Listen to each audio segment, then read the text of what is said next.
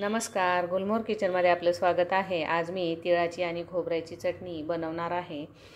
जर या पद्धतीने जर बनवली तर बिलकुलही तेलाची गरज याला पडत नाही। नक्की बनवा, हिवाळ्यासाठी ही चटणी खूप पौष्टिक असते, नक्की करून पहा।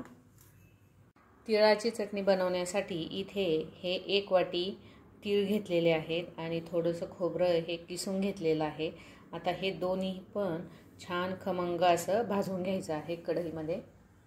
तीळ भाजायला जरा खोलगट कढई मी इथे घेतलेली आहे, कारण तीळ भाजताना चटचट वाजले की ते कढईच्या बाहेर जाऊ नये, म्हणून जरा खोलगट कढई जर असेल तर कढईमध्ये भाजायचे।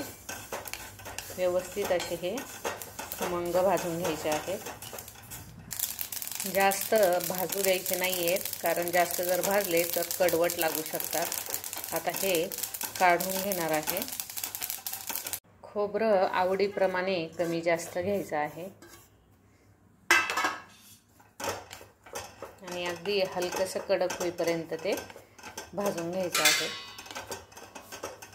आता गॅस बंद करणार आहे। हे भाजलेलं खोबरं आणि तीळ थंड झालेलं आहे। इथे लसूण घेतला आहे, त्यासाठी मीठ घेतलेलं आहे आणि लाल तिखट घेतले आहे। लाल तिखट 2 प्रकारचे घेतलेलं आहे। तर इथे जास्त तिखटवालं आणि थोडं कमी तिखटवालं, म्हणजे थोडंसं कलरवालं घेतलेलं आहे। आता सुरुवातीला तीळ हे खलबत्त्यामध्ये हे सर्व घालून घ्यायचं आहे।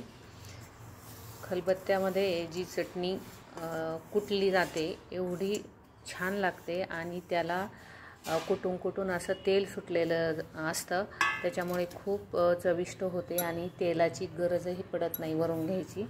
आता सुरुवातीला हे कुटून घ्यायचं आहे।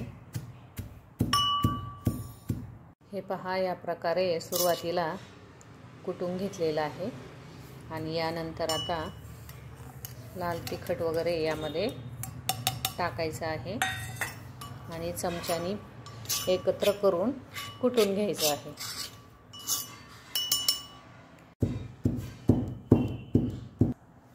इथे ही फक्त 10 मिनिट मी हे कुटली होती ही चटणी, तर इथे ही तयार झालेली आहे।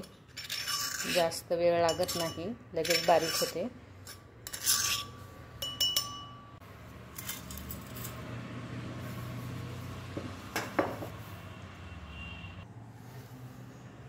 हे पाहू शकता तुम्ही, खूप छान अशी ही तिळाची चटणी झालेली आहे आणि खाली चिकटलेली जी आहे ती चमच्याच्या साहाय्याने काढून घ्यायची आहे। हे पाहू शकता तुम्ही, किती छान रंग आलेला आहे याला आणि खूप तेलकट अशी झालेली आहे। तिळामधून आणि खोबऱ्यामधून हे तेल अगदी निघालेलं आहे आणि वरून याला अजिबात तेल घ्यायची गरज लागत नाही। या पद्धतीने जर बनवली तर तेलाचा इथे कणभरही वापर न करता ही चटणी तयार होते। हा व्हिडिओ तुम्हाला जर आवडला असेल तर लाईक, शेअर, कमेंट आणि सबस्क्राईब करायला विसरू नका।